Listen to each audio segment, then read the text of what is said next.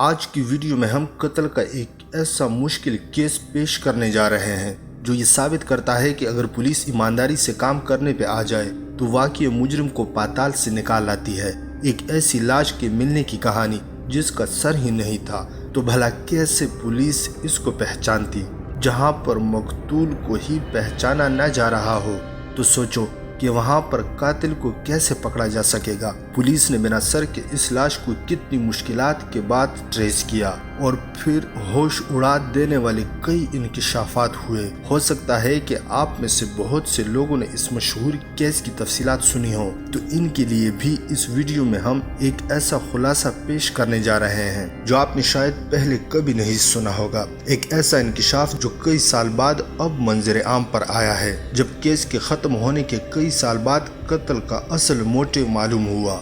Video में आगे बढ़ने से पहले आप लोगों से एक शिकवा है कि मेरे इस चैनल की वीडियोस को नए चैनल के लिहाज से बहुत से लोग देखते हैं, लेकिन सब्सक्राइब बहुत कम करते हैं। जुराइम की दुनिया के अनोखे, दिलचस्प, सनसनीखेज और सबक आमोज केसेस के लिए चैनल को जरूर सब्सक्राइब कीजिए। तो आज की क्राइम की सच्ची कहानी शुरू होती है मुंबई से। ये भारत में कोविड आने के 1 महीने पहले की बात है। शाम का वक्त था। लोग मुंबई के माहिम बीच पर टहल रहे थे। मछुआरे मछलियां पकड़ रहे थे। इस दिन हवाएं तेज चल रही थी, लहरें भी काफी उठ रही थी। अचानक से एक तेज लहर अपने साथ एक सूटकेस लेकर आती है और बीच पर पटक देती है। वो सूटकेस एक आम बैग था जिसको लोग आमतौर पर इंटरनेशनल ट्रिप के लिए यूज करते हैं, जैसा कि आप इस फोटो में भी देख रहे हैं। वहां से गुजरने वाले कुछ लोगों ने इस सूटकेस को देखा और पास जाकर इसे खोलने की कोशिश की। थोड़ा सा ही खोलकर इसमें देखते हैं तो इनकी चीखें निकल जाती हैं। पूरा सूटकेस खोलने की किसी में भी हिम्मत नहीं हुई। तुरंत पुलिस को वहां पर बुलाया जाता है। पुलिस वहां पर आती है और इस सूटकेस को खोलती है। इसमें से एक इंसान का हाथ और पैर निकलता है। लेफ्ट साइड का पूरा हाथ कंधे से लेकर हथेली तक और राइट साइड का पूरा पैर। साथ में एक काले रंग का प्लास्टिक बैग भी मिलता है जिसमें से इस इंसान के कटे हुए प्राइवेट पार्ट्स थे। इन सब के अलावा कुछ कपड़े भी मिलते हैं। इस सूटकेस में 2 शर्ट्स थे जिसमें से एक रेडीमेड था और एक सिलवाया हुआ था और एक पैंट भी था। इन कपड़ों को इस तरीके से रखा गया था कि ये हाथ और पैर से निकलने वाले खून को सूख ले। इन सब को इस सूटकेस में रहने दिया गया और पुलिस आसपास छानबीन करती है, शायद जिस्म के बाकी हिस्से भी मिल जाए। सामने समंदर में कुछ मछुआरे मछलियां पकड़ रहे थे। पुलिस उन्हें बुलाती है। इनसे कहा जाता है कि आप समंदर में जाकर देखिए, क्या इस तरह के और भी सूटकेसेस तैर रहे हैं। मछुआरे अपनी कश्तियों में बैठकर समंदर में उतरते हैं और ढूंढना शुरू करते हैं। समंदर में मछुआरे थे और बीच पर पुलिस वाले थे। दोनों लोग छानबीन करते हैं लेकिन कुछ भी नहीं मिलता। अब इस सूटकेस को हॉस्पिटल में भेज दिया जाता है तहकीकात के लिए। हाथ और पैर की जांच हुई। डॉक्टर्स हाथ से फिंगरप्रिंट्स निकालने में भी कामयाब हो जाते हैं। उन्हें इस हाथ पर कुछ इंक के ट्रेसेस भी मिलते हैं। ये इंक वोटिंग के दौरान लगाया जाता है। जांच खत्म होने के बाद इस फिंगरप्रिंट को और बाकी की रिपोर्ट को पुलिस को दे दिया गया। पुलिस के पास आम शहरियों का डेटा बैंक तो था नहीं जहां से किसी के बारे में पता कर सके। अभी इंडिया में ऐसे प्रोजेक्ट सामने नहीं आए हैं जिनमें आम लोगों के बारे में इंफॉर्मेशन स्टोर करके रख सकें, लेकिन हाँ, क्रिमिनल का डेटा स्टोर करके रखा जाता है। इनका रखना भी जरूरी है। तरक्की याफ्ता मुल्कों में आम लोगों का डेटा भी रखते हैं। आप किसी के भी फिंगरप्रिंट से किसी की भी इंफॉर्मेशन कलेक्ट कर सकते हैं। यहाँ पुलिस समंदर के किनारे आसपास जितने भी सीसीटीवी कैमरास लगे हुए थे सबको खंगाल डालती है, लेकिन कुछ भी नहीं मिलता। इसका मतलब ये कहीं और से बहकर आया था। मिले हुए बॉडी पार्ट्स से पता चलता है कि इसकी हत्या 4 या 5 दिन पहले हुई होगी। ये 2 दिसंबर 2019 का समय था। नवंबर 2019 के लास्ट वीक में हत्या हुई होगी। पुलिस नवंबर के लास्ट वीक से लेकर के बॉडी मिलने वाले दिन तक की सारी मिसिंग रिपोर्ट छान मारती है, लेकिन कोई भी अजीब नहीं मिलता। गुमशुदगी का कोई भी केस इनसे मैच नहीं हो रहा था। अब इस केस को क्राइम ब्रांच को सौंप दिया जाता है। क्राइम ब्रांच अपने तरीके से इन्वेस्टिगेशन शुरू करती है। इनको एक हाथ और पैर, सूटकेस और कुछ कपड़ों से कत्ल होने वाले का और कत्ल करने वाले का पता लगाना था। सूटकेस को देखा गया, वो एक आम सूटकेस लग रहा था। ऐसा नहीं था कि केवल 4 या 5 ही इस तरीके के सूटकेस बनाए गए हों। ये नॉर्मल बैग था। पुलिस को सूटकेस से कुछ भी हासिल नहीं होता और इसे साइड में रख दिया जाता है। अब बारी थी वो शर्ट और एक पैंट की। शर्ट और पैंट भी नॉर्मल लग रहे थे, लेकिन सिली हुई शर्ट के कॉलर पर एक स्टिकर लगा हुआ था जिस पर लिखा हुआ था एल्मो मेंस वेयर। पुलिस इस दुकान के बारे में पता लगाना शुरू करती है। पता चलता है कि ये दुकान मुंबई के करला वेस्ट में मौजूद है। पुलिस की एक टीम फटाफट वहां पहुंचती है। क्राइम ब्रांच ने इस केस के लिए 5 अलग अलग टीमें बनाई थी, जिसमें से कोई सीसीटीवी फुटेज देखता है तो कोई मिसिंग रिपोर्ट खंगालता है। ऐसे टीम काम कर रही थी। 5वीं टीम करला वेस्ट के इस दर्जी के पास जाती है जिसने इस शर्ट को सिला था। पुलिस दर्जी को वो शर्ट दिखाती है। दर्जी कॉलर पर लगे स्टिकर को देखकर पहचान जाता है। दर्जी अपने कागजी रिकॉर्ड में शर्ट के बिल की कॉपी ढूंढना शुरू करता है। कुछ ही मिनटों में वो मिल भी गई। अब ये कैसे मिली? जब भी कोई कस्टमर अपना कपड़ा लेकर आता है कुछ भी सिलवाने के लिए, तो ये इसका बिल इसी समय बना देते हैं और इस कपड़े का एक छोटा सा हिस्सा बिल के साथ चिपका कर कस्टमर को दे देते हैं ताकि कपड़ा कौन सा है, किसका है, पहचानने में आसानी हो। दर्जी को वो कपड़े का हिस्सा भी मिल जाता है, बिल से चिपका हुआ। इस बिल से पुलिस को एक नाम मिलता है। नाम था बेनेट रेबोलो, लेकिन इस नाम के अलावा कुछ भी नहीं मिलता। न पता, न कोई फोन नंबर, न कुछ और। पहले एक सूटकेस मिला, फिर शर्ट मिला, इस पर स्टिकर चिपका हुआ। दर्जी से एक नाम मिलता है बेनेट रेबोलो। पुलिस को इस नाम के आदमी को पूरे मुंबई में ढूंढना था, सिर्फ नाम से। यही सब सोचते सोचते एक ऑफिसर के दिमाग में एक आइडिया आता है। क्योंकि ये सोशल मीडिया का ज़माना है, 2019 की बात है। बेनेट रेबोलो नाम का कोई भी आदमी इंस्टाग्राम या फेसबुक या कोई और सोशल मीडिया प्लेटफॉर्म यूज़ करता होगा या फिर नहीं। चलो देखते हैं। पुलिस सबसे पहले फेसबुक को चुनती है। बेनेट रेबोलो को वहां पर सर्च करते हैं। इस नाम से ढेर सारे लोग फेसबुक पर मौजूद थे। पुलिस सोचती है कितनों को देखा जाए, लेकिन इसके अलावा इनके पास कोई भी चारा नहीं था। पुलिस एक एक करके बेनेट रेबोलो नाम के प्रोफाइल को देखना शुरू करती है। अचानक से वो एक प्रोफाइल पर क्लिक करते हैं। वही बेनेट रेबोलो के ढेर सारे फोटोज भी थे। उन फोटोज में कुछ ऐसे थे जिसमें उन्होंने हाफ पैंट और हाफ टी शर्ट पहने थे। पुलिस इस तरह के फोटोज को ध्यान से देखती है और इधर सूटकेस से मिले हाथ और पैर से मिलान करती है। उन्हें काफी हद तक मिलता जुलता लग रहा था। हाथ की लंबाई, मोटाई, इसका आकार, बनावट काफी हद तक मिलता जुलता था। पुलिस इस अकाउंट को ध्यान से देखना शुरू करती है। एक फोटो में पुलिस को वही रेडीमेड शर्ट दिखाई देती है जो कि माही बीच पर सूटकेस में मिला था। इस फोटो को देखते हैं। एविडेंस रूम से इस शर्ट को लाया जाता है और मिलान किया जाता है। ये मैच हो गया, इसका कलर, इसकी डिजाइन वगैरह सब कुछ मैच हो गया। पुलिस मान लेती है कि यही वो शख्स बेनेट रेबोलो है जिसकी वो तलाश कर रहे हैं। फेसबुक प्रोफाइल से ही पुलिस को आधी से ज्यादा जानकारी मिल गई, जैसे कि इसका प्रोफेशन क्या था। फेसबुक पर इसका किसी पॉलिटिकल पार्टी का आईडी कार्ड भी पोस्टेड था, जिसमें से पुलिस को बेनेट रेबोलो का एक प्रॉपर एड्रेस और एक मोबाइल नंबर भी मिल जाता है। पुलिस तुरंत इस नंबर पर कॉल करती है। वो स्विच ऑफ था। अब पुलिस निकल पड़ती है एड्रेस की ओर। ये था सेंटा क्रूज ईस्ट की तरफ का कोई एड्रेस। पुलिस इस एड्रेस पर पहुंचती है, लेकिन वहां पर ताला लगा हुआ था। ऑफिसर समझ गए कि फोन स्विच ऑफ है।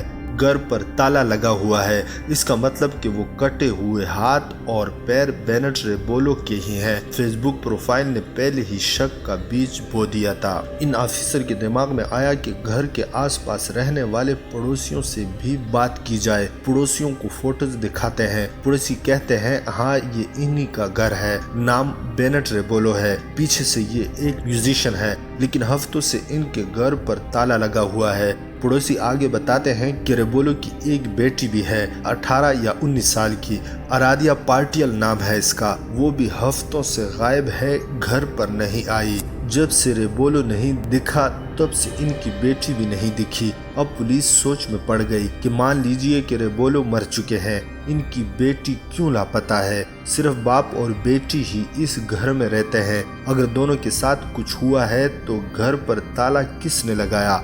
आखिर माजरा क्या है? क्राइम ब्रांच के लोग घबरा जाते हैं कि कहीं बेटी के साथ भी कातलों ने ऐसा वैसा ना कर दिया हो। अब ये भागे भागे जाते हैं मुंबई की अदालत में। वहां से घर की तलाशी का वारंट लेकर आते हैं। फिर वापस आकर ताले को तोड़ा जाता है। घर के अंदर इंटर करते हैं और तलाशी शुरू होती है। पूरे घर को छान मारा गया। कुछ भी खास चीज पुलिस को नहीं मिलती, लेकिन दो चीजें ऐसी मिलती है जो पुलिस के काम की थी। पहला था एक फोन नंबर, दूसरी थी एक डायरी। दोनों ही चीजें अरादिया पार्टियल की थी, यानी बेनेट रेबोलो की बेटी की थी। पहले तो पुलिस डायरी को पढ़ना शुरू करती है। इसमें एक जगह पर लिखा था, dad I am sorry, really sorry, sorry sorry dad, sorry for you, I am bad girl. जिसने घर पर रहने को दिया इसी को मैंने मार दिया, जिसने परवरिश की इसी को मैंने मार दिया, सॉरी सॉरी सॉरी। डायरेक्ट एक पन्ने पर यह सब कुछ लिखा हुआ था। इसे पढ़कर पुलिस भी हैरान हो गई। एक बेटी ने अपने पिता के लिए लिखा कि उसने अपने पिता को मार दिया है, अब वो माफी मांग रही है। इसके अलावा भी उसने कुछ लिखा, जिसने रहने के लिए जगह दी, परवरिश की, इसी को मार दिया। पुलिस सोचती है क्या ये इनकी गोद ली हुई बेटी है? क्या ये हत्या उसने की है? लेकिन वो उन्हें क्यों मारेगी? अब पुलिस अरादिया के नंबर को कंट्रोल रूम में भेजती है लोकेशन जानने के लिए, लेकिन फोन स्विच ऑफ था। बाद में ये ऑन हो गया। एक जगह पर ये एक्टिव दिखाई दे रहा था, वो था घाट कुपर। अब पुलिस इस लोकेशन पर पहुंचती है। अरादिया को रिया के नाम से भी लोग जानते थे। ये इसी लोकेशन पर मिल गई। पुलिस इसके पास आई। ये थोड़ी सी घबरा गई। इससे पूछते हैं क्या आप अरादिया हो, बेनेट रेबोलो की बेटी? ये हामी भर देती है कि हाँ मैं ही हूँ। पुलिस आगे पूछती है आपके पिता कहाँ पर है? ये कहती है वो म्यूजिक कॉन्सर्ट के चक्कर में इंडिया से बाहर गए हुए हैं। मैं घर पर अकेली नहीं रह सकती, इसलिए मैं अपने दोस्तों के साथ यहाँ रहने के लिए आई हूँ। पुलिस अपने साथ वो डायरी भी लेकर आई थी। इससे ये दिखाया जाता है आपने इस पेज पर क्या लिखा है और क्यों लिखा है, इसका मतलब हमें समझाइए। इतना सुनती ही अरादिया रोने धोने लगी। रोते हुए उसने बताया कि उसने अपने पिता बेनेट रेबोलो की हत्या कर दी है। अब इसे पुलिस स्टेशन लेकर आया गया, जहां पर ये अपनी पूरी कहानी बताती है, जो कुछ ऐसे है।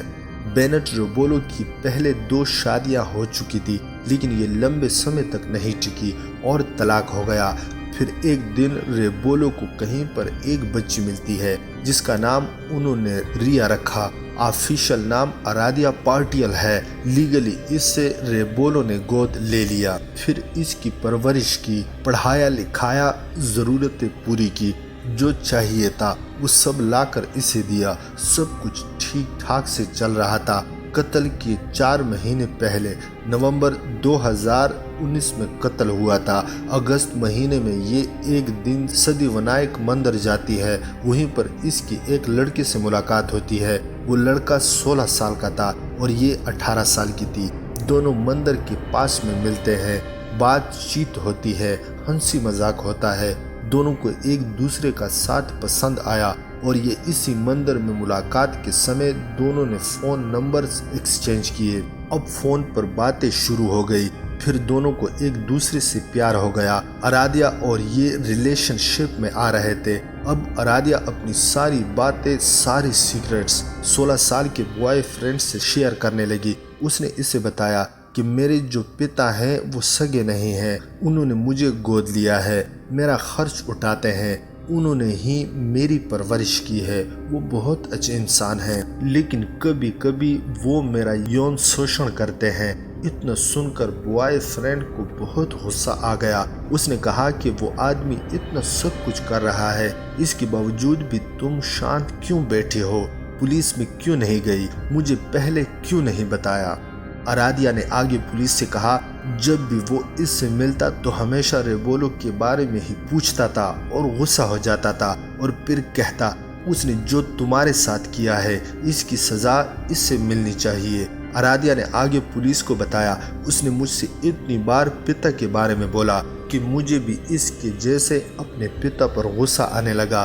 23 नवंबर 2019 को उन्होंने तय किया कि ये रेबोलो को जान से मार देंगे। 26 नवंबर 2019 को आराध्या का बॉयफ्रेंड इसके घर पर आया। आराध्या घर पर ही थी, लेकिन इसके पिता बाहर थे।